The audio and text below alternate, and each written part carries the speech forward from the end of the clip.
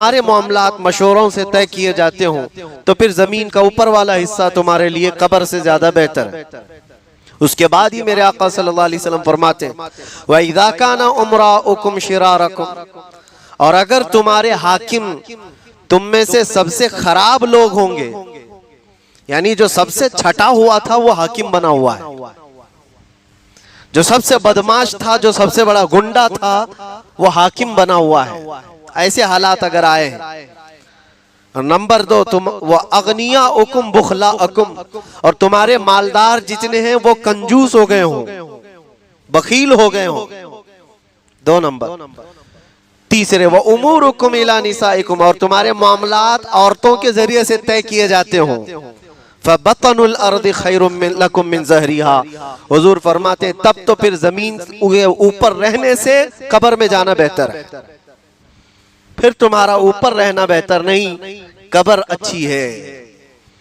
अब आप खुद ही फैसला कर लें कि आज के दौर में पहली वाली सूरत है या दूसरी वाली सूरत है। हमारे जो हाकिम हैं वो अबू बकर व उमर व उस्मान व हैदर जैसे नहीं है रिज़वानुल्लाहि अलैहिम अजमाइन, जो उम्मत में सबसे अच्छे लोग थे। ये वाला हिस्सा भी आज इसको दीमक खा चुकी है। जो सबसे ज्यादा शरीर होगा वो हाकिम बनता है, और हालात तो ऐसे ही बना दिए गए कि हम अगर थोड़ा सा सियासत पर बात करें या पॉलिटिक्स पर बात करें तो लोग मुंह पे हाथ रखते हैं, मौलाना आप सियासत पे बात कर रहे हैं। यानी इतनी अपोजिट बना दी गई है चीज को। एक शरीफ आदमी पॉलिटिक्स पे बात भी नहीं कर सकता। लोगों का माइंडसेट हो चुका है सियासत का मतलब सबसे बड़ा झूठा। ऐसा है नहीं, हकीकत में बना लिया गया क्योंकि हालात ऐसे बन गए, और हालात ऐसे बनाने पर भी कुछ लोग खास मेहनत करते हैं कि किसी को शरीफ रहने नहीं दिया जाता। सियासत में अगर चले भी गए, तुम्हारे हिस्से में कोई हिस्सा आ गया पॉलिटिक्स का या हुकूमत की इख्तिदार संभालने का, तो ज्यादा शरीफ रहकर रहने तुम्हें जीने नहीं दिया जाएगा। तुम्हें फिर उन्हीं कौवों के रंग में रंगना पड़ेगा। जैसे सब चोरी कर रहे हैं, थोड़ी चोरी तुम भी कर लो। इदा काना उमराउकुम शिरारकुम, हुजूर पाक सल्लल्लाहु अलैहि वसल्लम ने फरमाया जब तुम्हारे हाकिम शरीर लोग हो जाएं, अब तो ये ताज्जुब की बात ही नहीं है। जिस भी खित्ते के और जिस भी इलाके के आदमी से पूछे तो वो जवाब यही देगा, वो यही देगा। वो तो मौसम मौसम में कहता है तुम आगे बढ़ो हम तुम्हारे पीछे हैं।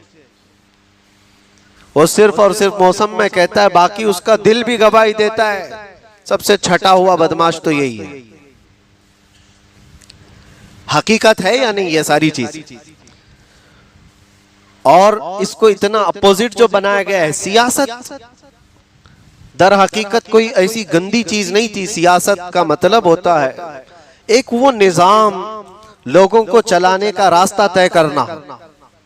सैयदना सिद्दीक अकबर रदी अल्लाह तआला अन्हु की सियासत, सैयदना उमर इब्न खत्ताब रदी अल्लाह तआला अन्हु की सियासत, जिसको मिसाल में पेश किया जा सकता है। गैरों ने भी उसको पढ़ा और कहा भी है, कहा भी है। बल्कि हमारे इस मुल्क में हर नोट पर छपे हुए गांधी जी के कुछ अक़वाल पढ़ने को मिले, जिसमें यह कहा गया है कि हमारे पास कुछ ऐसी शख्सियतें नहीं हैं जो मैं मिसाल में पेश करूं। हाँ, अगर हुकूमत चलाने के लिए मैं कोई मिसाल पेश कर सकता हूं तो वो अबू बकर व उमर की पेश कर सकता हूं। वो रियलिटी है, वो हकीकत है, काल्पनिक नहीं है, कहानियां नहीं है। उन्होंने पूरी दुनिया को कायम, एक निजाम कायम करके दिखाया है। आपको पता है कॉलोनी बनाने का, लेआउट बनाने का, रोड बनाने का निजाम भी हजरत उमर फारूक के जमाने से शुरू हुआ। यूरोप तो तब गधे और बैल के पीछे भी नहीं जाते थे। उनके यहाँ तो जीने का सलीका भी नहीं था। 18वीं सदी तक तो यूरोप बेचारा गरीब रहा है। उनके यहाँ इटली और कई ऐसे कंट्रीज हैं जो आज मुल्क बने हुए हैं, वहाँ के जो इलाकाई बादशाह होते थे उनके बच्चे पढ़ने के लिए उलमाए इस्लाम के पास आते थे, और पढ़ करके जब वापस अपने मुल्क आते तो लोग भीड़ लगाकर उन्हें देखते थे कि यह अरब से उलमाए इस्लाम से पढ़ करके आया है। इल्म का भी तूती बोलता था। निजाम सियासत का एक बेहतरीन इस्लाम ने पेश किया है। मैं सारे बादशाहों की बात नहीं करता, हर बादशाह ने कैसी सियासत की है, लेकिन चुनिंदा कुछ वो हुक्काम हैं जिनकी सियासत को पूरी रहती दुनिया तक याद किया जाएगा।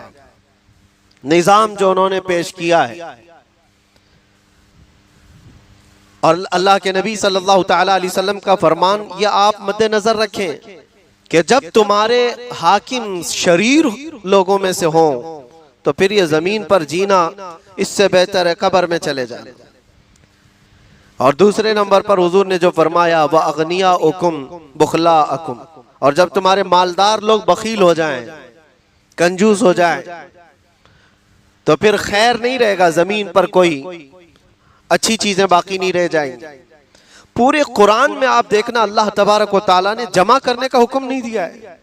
इतना जमा कर लो, वो हालत आ जाएगी तो तब खर्चा करना, इतना जमा कर लो, बल्कि अल्लाह करीम ने बार बार इरशाद फरमाया अल्लाह की राह में खर्च करो,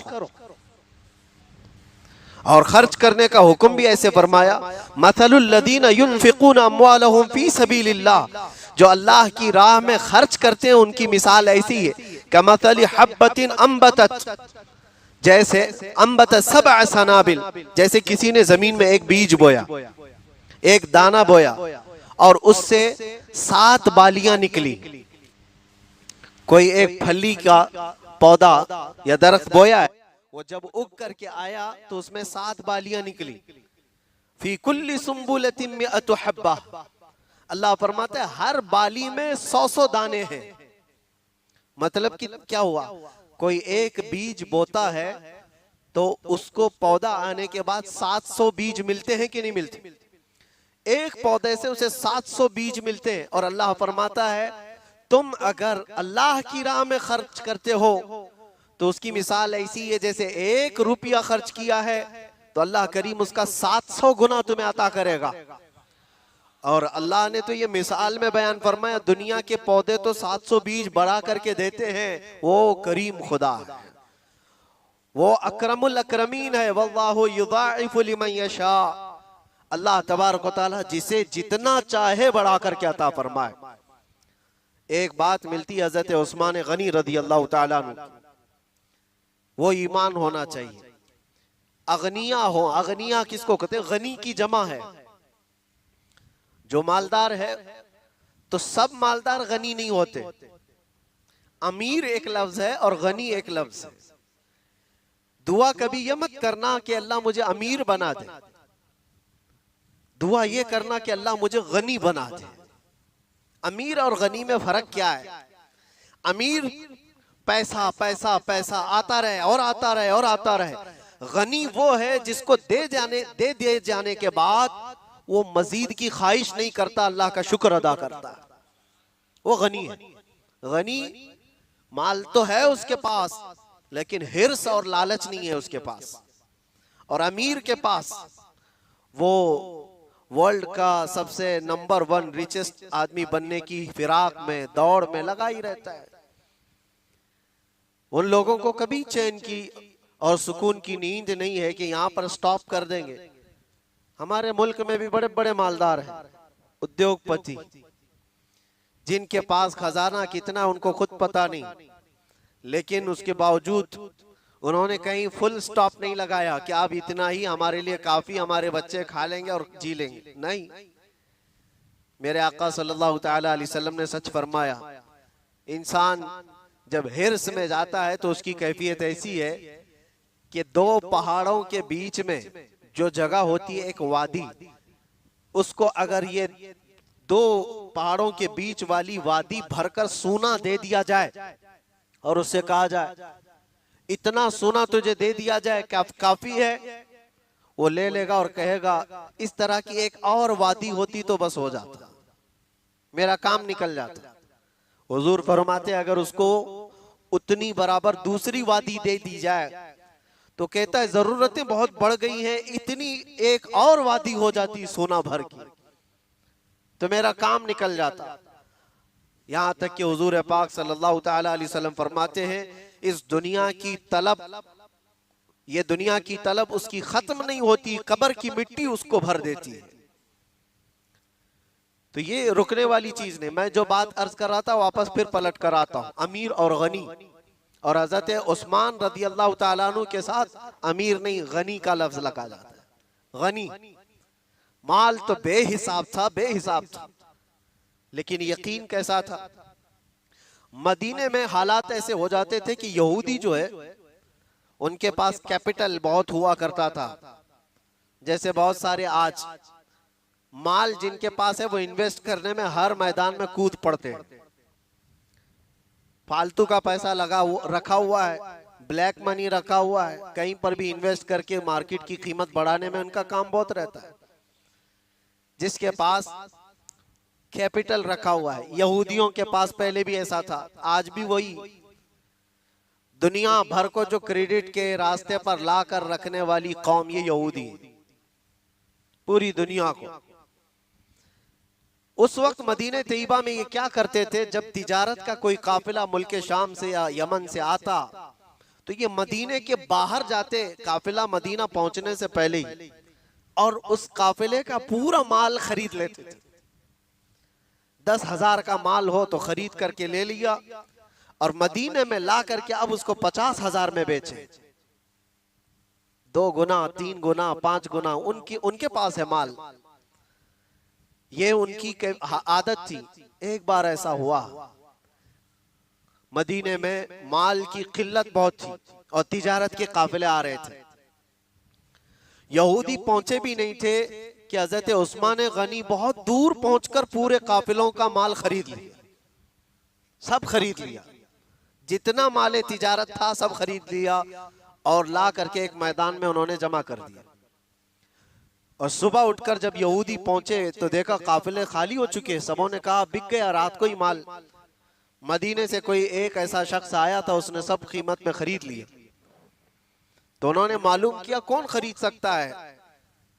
फिर उनको तो पता था वो एक ही आदमी है, उस्मान खरीदा होगा।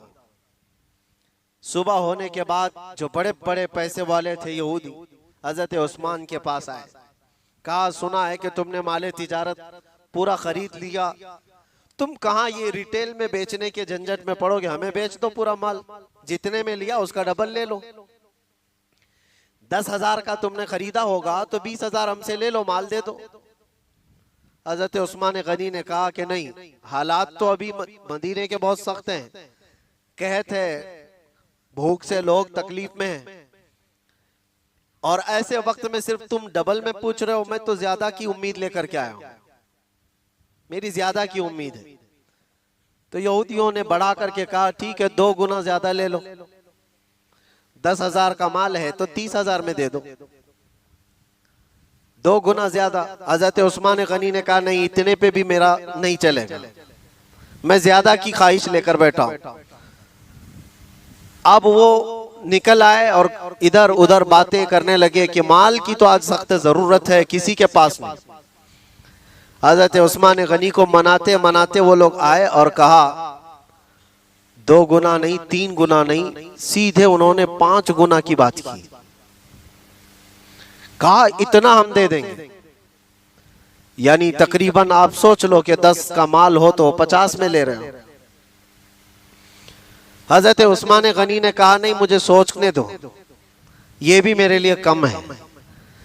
उन यहूदियों ने कहा इससे ज्यादा तुम्हें दुनिया में कौन दे सकता है, हम एक मुश्त तुम्हें पूरा पैसा दे रहे हैं और माल पूरा ले रहे हैं, और वो भी छोटा मोटा माल नहीं था, तिजारत का बहुत बड़ा माल था, सब इन्वेस्ट करके। अब ये भी तो सोचो कि अगर वो 5 गुना ज्यादा देकर हजरत उस्मान से खरीद रहे हैं तो फिर यहां मार्केट में कितने में बेचने वाले होंगे। तो हजरत उस्मान गनी ने तो उनको ये कहकर के भेज दिया कि मुझे सोचने दो, मुझे और ज्यादा की तलब है, मुझे ज्यादा चाहिए। वो सब कहने लगे उस्मान हमने तुम्हें बहुत बेहतरीन मुखलिस तिजारत का माहिर समझा था, लेकिन तुम अच्छी तिजारत को हाथ से जाने दे रहे हो।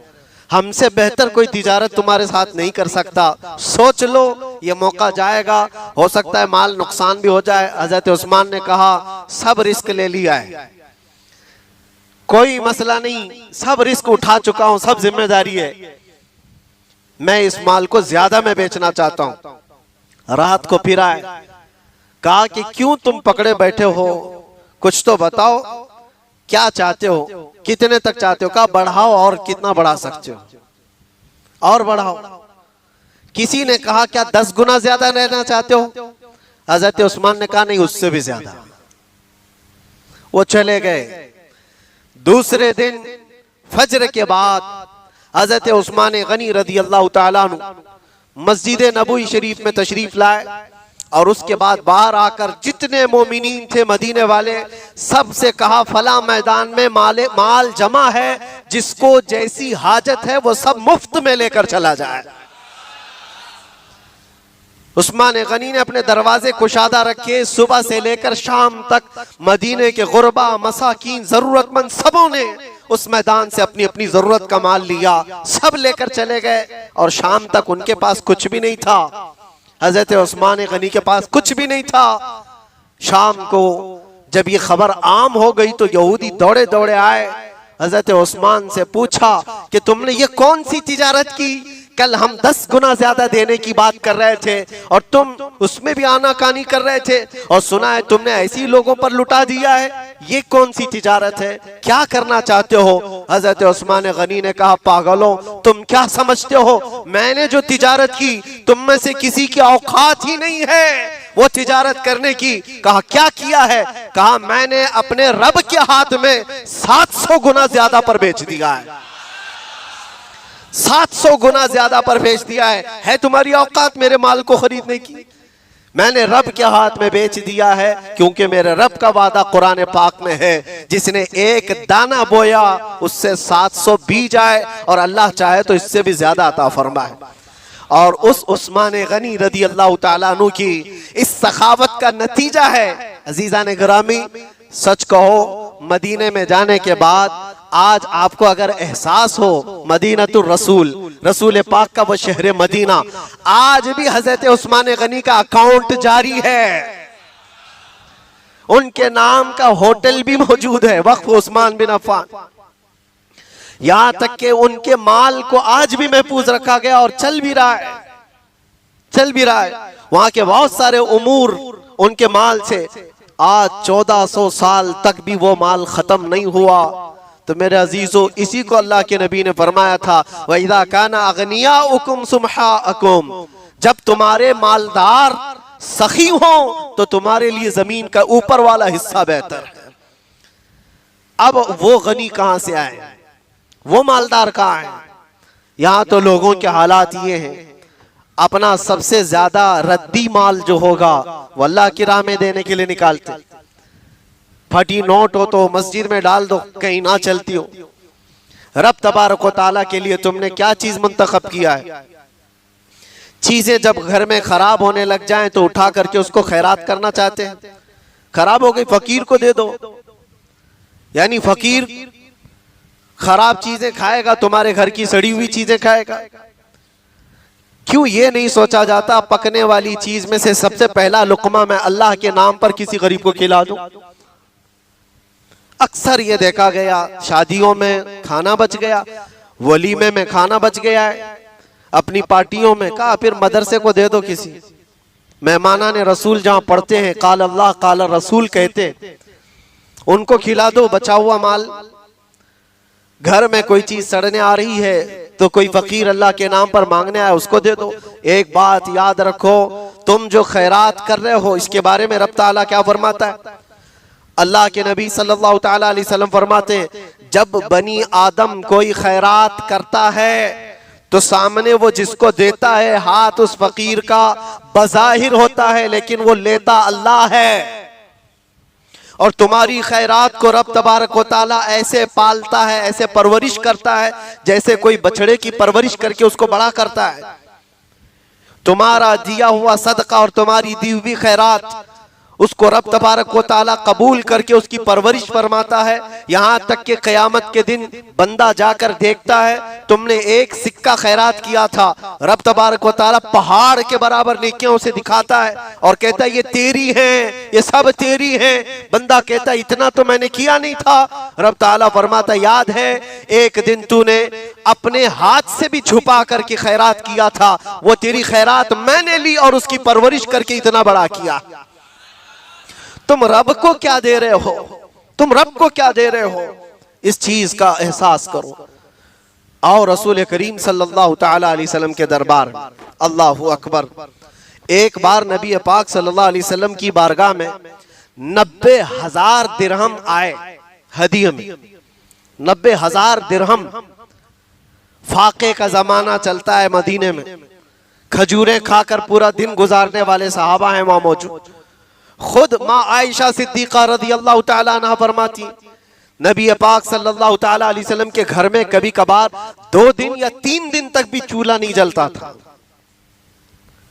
जिस रात रसूल करीम सल्लल्लाहु ताला अलैहि वसल्लम की वफात हुई, यानी जिस दिन वफात हुई, माँ आयशा सिद्दीक़ा के हुजरे की बात कर रहा हूं, जिस हुजरे में हुजूर पाक आज आराम कर रहे हैं, कायनात की सबसे अफजल जगह, वो हरी जालियां जिसको देखने के लिए हर मोमिन बेताब, वो माँ आयशा सिद्दीक़ा का घर है।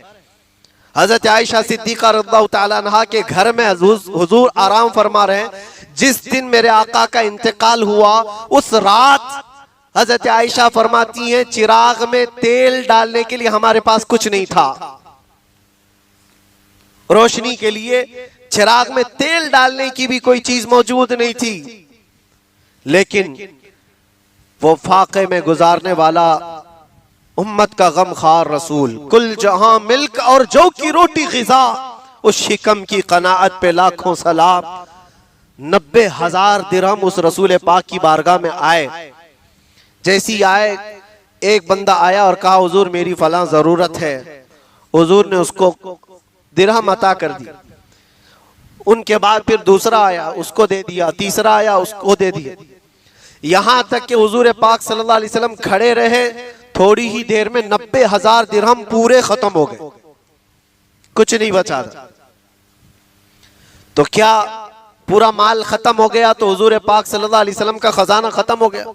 एक साइल फिर आया, थोड़ी देर के बाद जब माल सब बट गया था, हुजूर पाक सल्लल्लाहु ताला अलैहि वसल्लम के पास आया और कहा या रसूल अल्लाह मेरी भी जरूरतें हैं, मुझे भी कुछ अता कर दिया जाए। हुजूर पाक सल्लल्लाहु ताला अलैहि वसल्लम की आदत है ही नहीं, ना कहना आदत रसूलुल्लाह की नहीं। मांगेंगे मांगे जाएंगे, मुंह मांगी पाएंगे, सरकार में न ला है न हाजत अगर की है। वाह क्या जूदो करम है शहे बतहा तेरा, नहीं सुनता ही नहीं, नहीं का लफ्ज सुनता ही नहीं मांगने वाला तेरा। हुजूर के मांगने वाला, हुजूर की बारगाह के मांगने वाला नहीं सुनता ही नहीं। आया, सब माल खत्म हो चुका था, सब दिरहम तकसीम हो गए थे। हुजूर पाक सल्लल्लाहु ताला अलैहि वसल्लम की दरबार में आकर कहा मेरी भी जरूरत है। हुजूर ने नहीं फरमाया माल खत्म हो गया जाओ। रसूल पाक सल्लल्लाहु ताला अलैहि वसल्लम फरमाते हैं बज़ाहिर दिरहम तो सब बट चुके, लेकिन मैं तुझे खाली नहीं लौटाता। तेरी जितनी जरूरत है, जो जो जरूरत है, जहां से भी ले सकता है कर्ज में, सब ले ले, तेरे कर्ज का पूरा जिम्मेदार मैं हूं, कर्ज का भी जिम्मेदार। साहबा से कहा इसको कोई कर्ज दे सकता है मेरे नाम पर, और उसके कर्ज की जिम्मेदारी मेरी है। ये रसूल पाक सल्लल्लाहु ताला अलैहि वसल्लम की आता है। कुछ ना हो बज़ाहिर सामने तो भी फरमाया तेरे जो अखराजात है जहां खर्च कर सकता है, जैसे भी है। मेरे अजीजों, अक्सर हदीसें हैं, बुखारी शरीफ की हदीस, आज मैं आपके सामने खुसूसियत के साथ ये जिक्र भी करना चाह रहा था। रसूल पाक सल्लल्लाहु ताला अलैहि वसल्लम अजवदुन नास, सबसे ज्यादा सखावत करने वाले तो थे ही, लेकिन जब रमजान आता तो हुजूर की सखावत बढ़ जाती थी। सहाबा फरमाते कर रिहिल मुरसला, जैसे तेज हवा की तरह हुजूर की सखावत थी। जो आया फौरन बट गया, जो आया सब निकल गया। मैंने इससे कबल भी एक हदीस पाक बयान की थी, आज फिर उसको जिक्र करता हूँ। रमज़ानुल मुबारक में मुझे बड़ा लुत्फ़ भी आता है। नबी पाक सल्लल्लाहु तआला अलैहि वसल्लम के दरबार गोहरबार में मैं खुद हाजिर था। कुछ सालों पहले की बात है। रमज़ान में इफ्तारी का वक्त हो रहा था। इरादा ऐसा था कि हुजूर की जालियों के पास कदमों में बैठकर इफ्तारी करूं, लेकिन लेट हो गया। मगरिब से आधा घंटा पहले दरवाजे सब पैक हो जाते हैं, बल्कि 1 घंटा पहले, अभी तो काफ़ी देर पहले ही सब फुल हो जाता है। ताखीर हो गई तो अंदर जाने का मौका नहीं मिला। सहन में बैठा था, दूर से हुजूर की जालियां दिख रही थी। सोचने लगा यहीं से हुजूर पाक सल्लल्लाहु तआला अलैहि वसल्लम के दरबार में आज एक ही दिन है, कल तो मेरा सफ़र है, निकल जाऊंगा, आज ये आखिरी इफ्तारी है। लेकिन उस वक्त एक हदीस याद कर रहा था। हज़रत आयशा सिद्दीक़ा फरमाती हैं, हुजूर पाक सल्लल्लाहु अलैहि वसल्लम इफ्तार के लिए बैठे थे। 70 वो असहाबे सुफ़ा गरीब सहाबा उनके साथ हुजूर बैठते थे, जो सब अपना घर बार सब छोड़कर हुजूर के दरबार में रहते थे। असहाबे सुफ़ा, एक दूध का प्याला था और 70 लोग बैठे हुए हैं। लेकिन नबी पाक सल्लल्लाहु अलैहि वसल्लम ने इफ्तार से थोड़ी देर पहले हज़रत आयशा से फरमाया। हुजरे में हज़रत आयशा थी, हुजूर मस्जिद में थे। कहा, आयशा देखो खिड़की से कोई गरीब, कोई मुसाफिर, कोई मेहमान बाकी तो नहीं रह गया।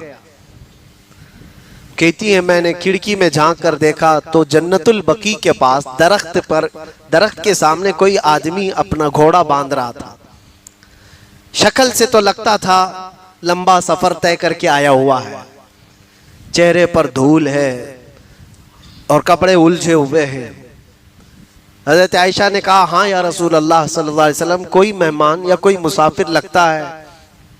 हुजूर ने सहाबा में से किसी को भेजा, जाओ उसको ले आओ दस्तरखान पर, इफ्तार के लिए थोड़ा सा वक्त बचा हुआ। गए और उसको जा करके लोगों ने पूछा, कहाँ से आए, किसके लिए आए? उसने कहा, बहुत लंबा सफर करके आया हूँ और मैं मुहम्मदुर रसूलुल्लाह को देखना चाहता हूँ। उनके मुतालिक सुना बहुत है, मैं देखना चाहता हूँ, देखा नहीं था। कहा, आओ तुम्हारे ही इंतजार में मुस्तफ़ा बैठे हुए हैं। वो जब आया मुसाफिर हुजूर पाक सल्लल्लाहु तआला अलैहि वसल्लम के करीब बैठा, इफ्तार का वक्त हुआ, दूध का प्याला उठाकर हुजूर पाक ने उसको दिया। एक बात याद रखना मेरे अजीजों, जूद किसको कहते हैं, सखावत किसको कहते हैं? बच जाने के बाद सबको बांट देना ये सखावत नहीं होती। जरूरत महसूस हो तुमको उस वक्त उठा करके दे दो कोई चीज। लन तनालुल बिर्र हत्ता तुनफिकू मिम्मा तुहिब्बून। कुरान तो ये कहता है तुम उस वक्त तक बुलंदी को नहीं पहुंचोगे जब तक अपनी पसंदीदा चीज कुर्बान नहीं करोगे, पसंदीदा चीज। और इफ्तार के मौके पर याद रखना, कैफियत इंसान की ये होती है, किसी को हाथ लगाने नहीं देता अपने सामने वाली चीजों को।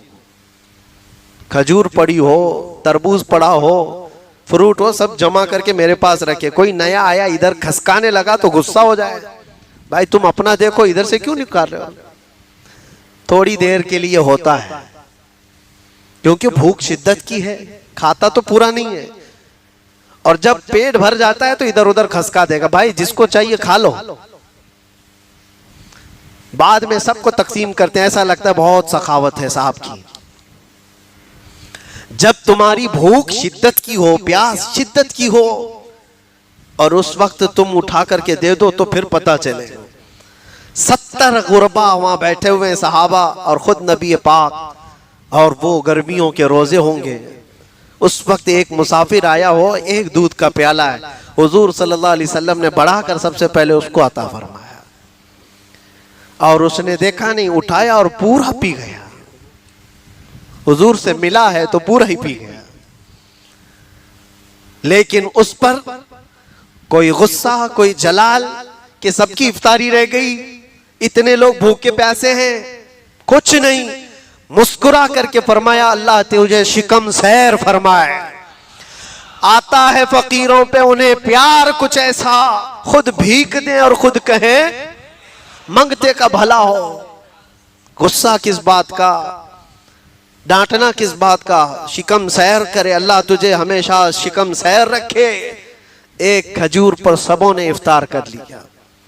यह हदीस पाक याद कर रहा था कि रमजानुल मुबारका में हुजूर पाक सल्लल्लाहु अलैहि वसल्लम की सखावत इतनी बढ़ जाती थी।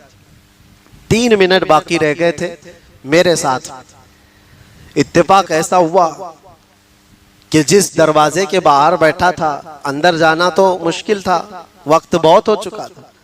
अंदर के कुछ लोगों को हो सकता है हाजत हुई हो, इस्तिंजा वगैरह, उठ कर गए, सब खाली हुई। तो जो दरबान पुलिस वाले खड़े थे, उन्होंने सामने बैठे हुए लोगों में से मुझको बुलाया, अंदर आ जाओ, जगह खाली है। 3 मिनट बाकी थे। मैं वापस अंदर आया और जहां की ख्वाहिश थी वहीं बैठ करके इफ्तार किया।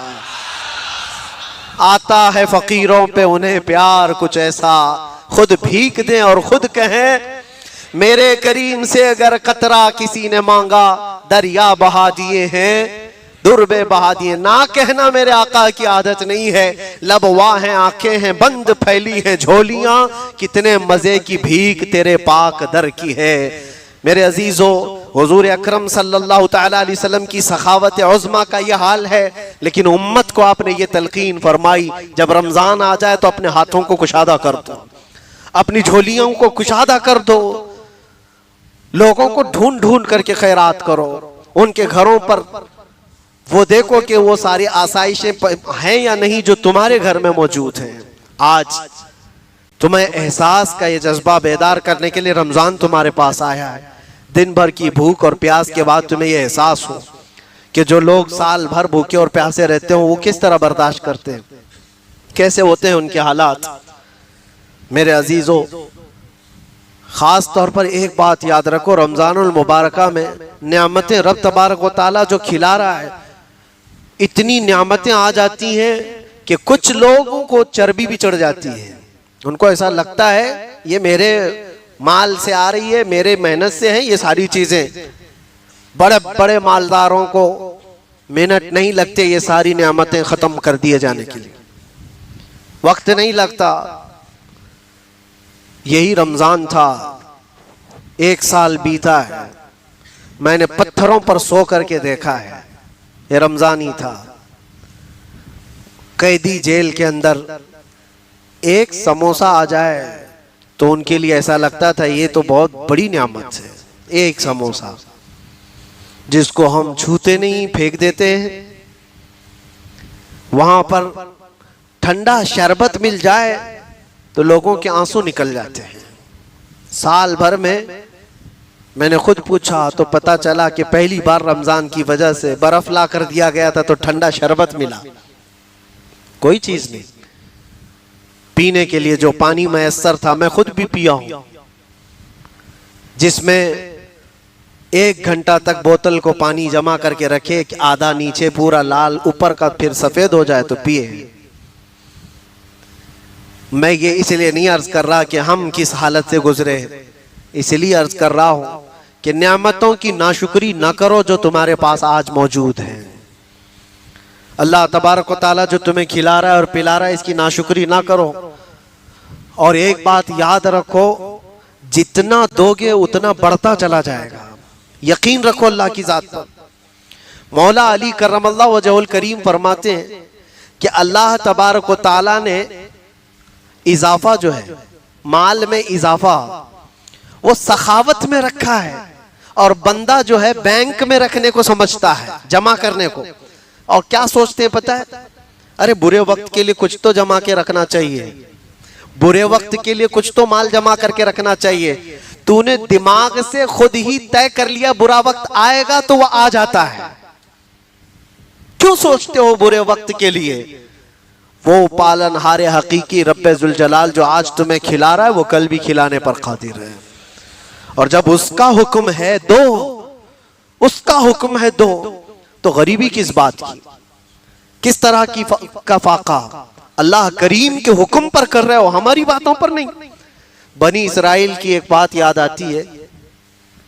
एक बड़ा बखील आदमी भी था, सेठ तो था, पैसा बहुत था, लेकिन कंजूस बहुत था।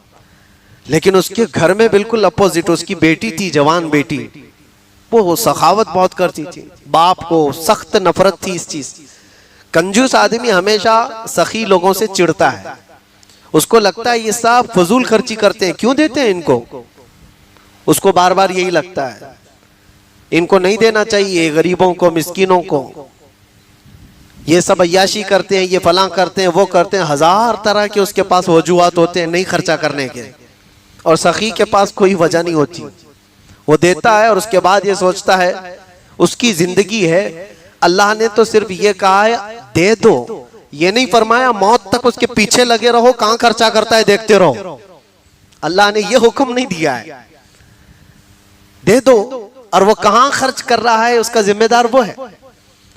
बनी इसराइल की वो लड़की खैरात कर देती थी। एक बार ऐसा हुआ कि उसका बाप माल को बहुत महफूज जगह पर जमा करके रखता था। एक दिन वो अपने माल को महफूज जगह बंद करना भूल गया और घर में सखी बैठी हुई थी। इत्तेफाक से उस दिन कोई फकीर आया, वो जमा किया हुआ जितना था उठा करके उसने दे दिया। बाप की तो मौत के बराबर था।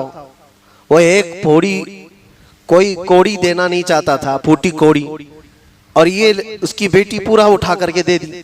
इतना गुस्सा आया उसके बाप, आया और आ करके उसने तेज एक तलवार लेकर उसका हाथ ही काट दिया, अपनी बेटी का हाथ काट दिया। जब हाथ कट गया, जालिम बखालत में कभी कभार आदमी ऐसा ही हैवान बनता है। दर्द से शिद्दत से तड़पती रही। उसके बाद जैसे भी इलाज मुआलजे के बाद, हाथ तो कटा हुआ था, हाथ कटा हुआ था। अब उसी कटे हुए हाथ के साथ तो जी रही थी। जब जवान हो गई, अब रिश्ते तो आते हैं, शादी भी होनी है।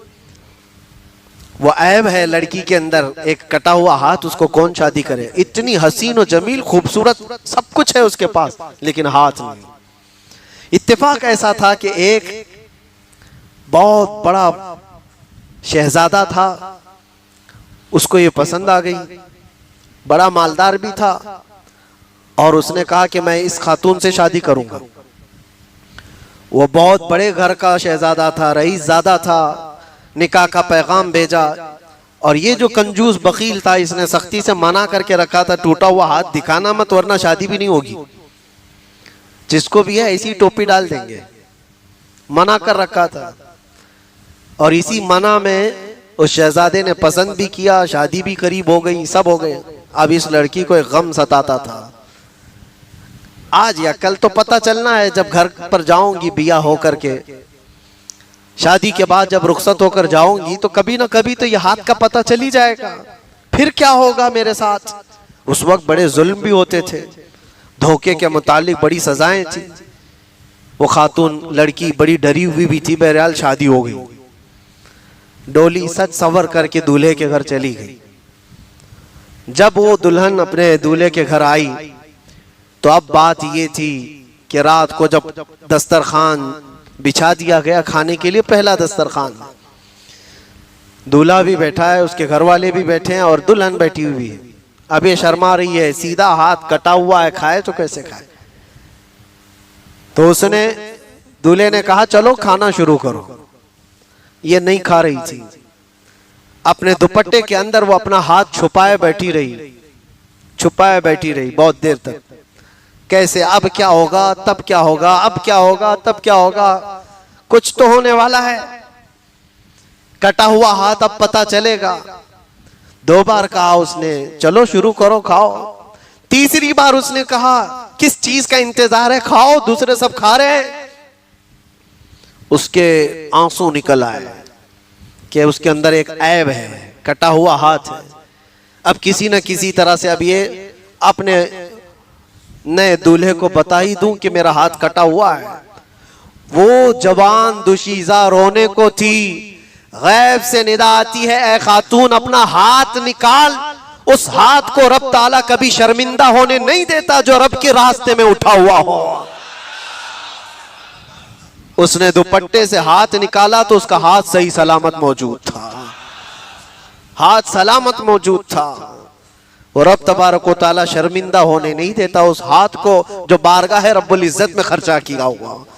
जब वो मौला दुनिया में जलील होने से बचा लेता है तो फिर आखिरत तो आखिरत है, रब तबारक व तआला हिफाजत फरमाएगा। इसलिए आज उम्मत को जिन चीजों की जरूरत है उसके लिए जो माल जमा करके रखते हैं वो भी वही सुन ले। कुरान कहता है वल्लदीन यकनिज़ून अज़्ज़हब वल फिद्दा वला युनफ़िक़ूनहा फ़ी सबीलिल्लाह फ़बश्शिरहुम बिअज़ाबिन अलीम। अल्लाह फरमाता है जिन लोगों ने सोना और चांदी को खजाना कर करके जमा किया है, ऐ रसूल उनको दर्दनाक अजाब की बशारत दे दे। यौमा युहमा अलैहा फ़ी नारी जहन्नम फतुक्वा बिहा जिबाहुहुम व जुनूबुहुम व ज़ुहूरुहुम हाज़ा मा कनज़्तुम लिअन्फुसिकुम फ़ज़ूक़ू मा कुन्तुम तकनिज़ून। अल्लाह फरमाता है उस क़यामत के दिन उनकी पेशानियों को आग से दागा जाएगा, उनके बाजुओं को और उनके पीछे आग से दागा जाएगा और उनसे कहा जाएगा कि ये सारा जो तुम जमा करके रखते थे चखो, आज चखो। बल्कि एक रिवायत ये मिलती है कब्र में जाते ही एक बहुत ही खौफनाक अज़दा उसके गले में लिपट जाता है, उसकी नाक पर डंक मारता रहता है, चूसता रहता है और वो मुर्दा उसको हटाने की बेपनाह कोशिशें करता है, निकालने की बहुत ताकतें लगाता है। वो सांप उससे कहता है क्यों मुझको हटा रहे हो, मैं तुम्हारा माल हूं जिसको तुम जमा कर रखे थे, जिससे तुम बहुत मोहब्बत करते थे, लेकिन इस माल की जो ज़कात निकल गई वो पाक है, फिर उस पर तुम्हें अजाब नहीं है। लोग आज 2.5% पर ही आए काएं कर रहे हैं। अगर रब तबारक व तआला चाहता तो 50% का भी हुक्म देता। क्यों? अता किया हुआ उसका है, मैंने तुझे अता किया है, 100 अता किया, 50 मेरी राह में दे, 50 तू रख ले। लेकिन रब तबारक व तआला ने तुम्हें 50% देने का हुक्म नहीं फरमाया, 25 भी नहीं, 10 भी नहीं, 2.5, सिर्फ 2.5%। 100 रुपये तेरे पास आए हैं तो उसमें से 2.5 निकाल। गुरबा और मसाकीन जब क़यामत के दिन उठाए जाएंगे तो अल्लाह तबारक व तआला की बारगाह में वो शिकायत करेंगे कि हमारे पास तो कभी कोई चीज आई नहीं। तो अल्लाह ताला फरमाता है तुम्हारा हक भी मैंने मालदारों के पास रखा था, वो कहेंगे उन्होंने हमें दिया ही नहीं। इसीलिए कुरान में अल्लाह फरमाता है वफ़ी अम्वालिहिम हक़्क़ुन लिस्साइल वल महरूम, तुम सबके माल में उनका भी हक रखा गया है। तुम खैरात करके बड़े मत बनो, अपने आप को ये मत समझो कि मैं बहुत बड़ा आदमी हूं, इतने खैरात, तुमने उनका हक दिया है जो तुम्हारे माल में अल्लाह ने दिया था तुम्हें। बहरहाल अब इस हदीस पर मैं पूरी तशरीह करता जाऊं तो बहुत वक्त चला जाएगा। खुलासा कलाम यही है कि जब हमारे हाकिम अच्छे लोग होंगे, हमारे मालदार लोग सखावत करने वाले होंगे और हमारे मामलात शूरा में तय किए जाएंगे तो हुजूर ने फरमाया जमीन का ऊपर वाला हिस्सा तुम्हारे लिए अच्छा है, लेकिन जब तुम्हारे हाकिम सबसे शरीर लोग हों जैसे आज के हैं, मुझे कोई मसला नहीं है इस पर, आज के सबसे शरीर हाकिम हैं और खुल करके हम अर्ज करते हैं, बयान करते हैं, जितने झूठे हैं, जितने चोर हैं, वही सब के सब जमा होकर बैठ जाते हैं कुर्सियों पर। इनको जो कुर्सियों का लालच है ये इनकी शरारत और इनकी बदमाशी की ही सबसे बड़ी अलामत है। वरना इमाम आजम अबू हनीफा रज़ी अल्लाह ताला जानते हो, करोड़ों मुसलमान जिसकी इक्तिदा करते हैं, वो आज 6000 खत्मे कुरान एक जगह पर जिन्होंने किया है, वो उम्मत के सबसे अच्छे लोगों में से थे कि नहीं? सबसे अच्छे लोगों में से थे। 80,000 मसलों का हल जिन्होंने उम्मत को पेश करके दिया हो। वक्त का बादशाह उनको बुलाता है और कहता है आइए, आपसे ज्यादा बेहतर कोई नहीं, आपको चीफ जस्टिस की कुर्सी दी जाती है। चीफ जस्टिस, काज़ीउल क़ुज़ात। आप क्या फरमाते हैं जानते हो? मैं उसका लायक नहीं हूं। इमाम आजम अबू हनीफा कहते हैं मैं उसका लायक नहीं हूं। काज़ीउल क़ुज़ात का मनसब दिया था बादशाह ने। तो जानते हो खलीफा वक्त ने कहा आप झूठ बोल रहे हो, आप झूठ बोल रहे हो, इतने बड़े इमाम होकर आप झूठ बोल रहे हो। तुरंत हजरत इमाम आजम अबू हनीफा ने कहा बादशाह इस्लाम, फिर आप ही फैसला कर लो, जो झूठ बोल सकता है वो काजी उल कुजात कैसे बन सकता है? आप खुद ही कह रहे हो कि मैं झूठ बोल रहा हूं, और जो झूठ बोल सकता है फिर वो काजी उल कुजात कैसे बन सकता है? लिहाजा मुझे माफ कर दे। उन्होंने मनसब को कभी कबूल नहीं किया, लेकिन यहां तो होड़ है, जिसको पेशाब करने का सलीका नहीं आता वो भी बड़ी कुर्सी चाहता है, सबसे ऊंची कुर्सी उसको चाहिए। और कितने तो ऐसे नशे में झूमते रहते हैं, वो हाकिम है, उमूर हुकूमत उमूर ममलकत उनके हाथ में है। इसीलिए ये क़यामत की निशानियां हैं। अल्लाह के नबी सल्लल्लाहु अलैहि वसल्लम ने फरमाया है, हमारे यहाँ एक मसल मशहूर थी, वो आमी ज़ुबान में कही जाती है, कौवे को जब बड़ापन दे दिया जाता है तो वो पूरी कचेरी भर करके पखाना करता है। वो यही हाल है, जब कौवों को बड़ापन मिल गया हो, उनके हाथ में ज़माम हुकूमत आ गई हो, तो उन्हें ऐसा लगता है जो चाहे वो कर सकते हैं। कर तो सकते हो, लेकिन याद रखो फिरौन भी बहुत कुछ किया है, नमरूद भी बहुत कुछ किया है। इन सब के अंजाम भी याद रखो, एक ताकत है वो खल्लाक़े कायनात की। और फिर जब वो गिरफ्त आएगी तो तुम्हारे सारे मसनद ढीले पड़ जाएंगे, कोई तुम्हें बचाने वाली ताकत नहीं रह जाएगी। इसीलिए ये जुल्म का जो दौर है, इस पर भी मैं कहता हूँ आप ना घबराओ मेरे अजीजों। कुरान में अल्लाह ने जब ये फरमाया है, वमल्लाहु बिगाफिलिन अम्मा यअमलु ज़ालिमून, अल्लाह ताला जालिमों के कामों से बेखबर नहीं है।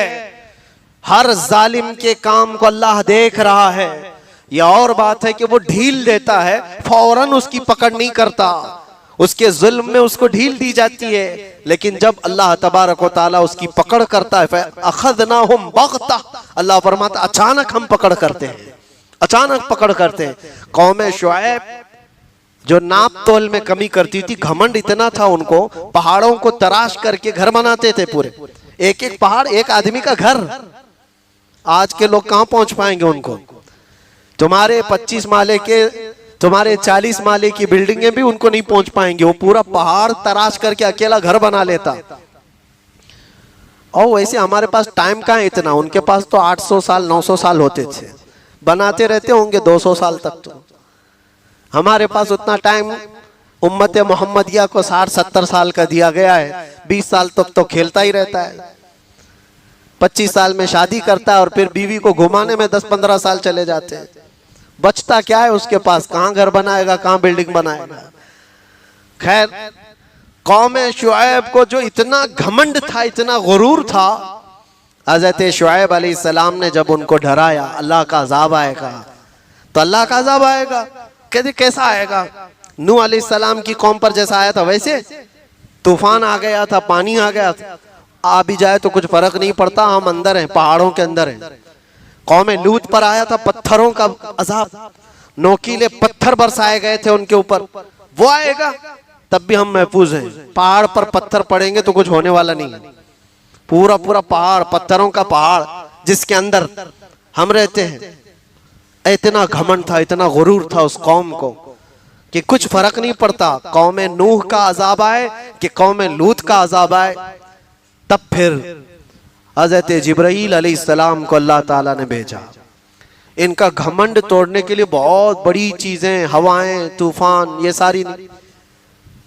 कुरान पाक में भी अल्लाह तबारक व तआला ने फरमाया, जिब्राईल अलैहिस्सलाम जमीन पर आए, एक फरिश्ता आया, सब अपने मजबूत किलों में बैठे हुए थे, पहाड़ों के तराशे हुए घरों के अंदर थे।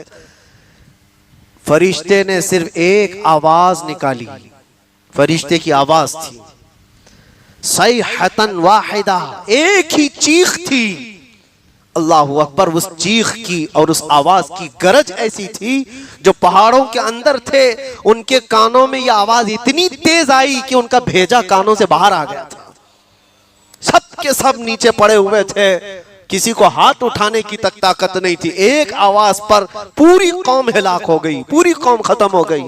तुम क्या समझते हो, रब तबारक व तआला का जब अजाब आता है, उसकी पकड़ आती है तो मोहलत दी जाती है, वक्त दिया जाएगा। जुल्म करने वाले जितना करना है एक वक्त तो तुम्हारा आएगा। इसीलिए मैं अपनी बातों में कहता हूं तो लोगों को बुरा लगता है, बकरे की अम्मा कब तक खैर मनाएगी, एक दिन तो बकरे ईद आएगी। बहरहाल आप में वो कोई ऐसी सिफत ना आए कि अल्लाह ताला ने अगर तुम्हें कोई चीज अता किया है तो अपने छोटों पर जुल्म ना करो, और अल्लाह ताला ने तुम्हें अता किया है तो अपने हाथों को कुशादा रखो।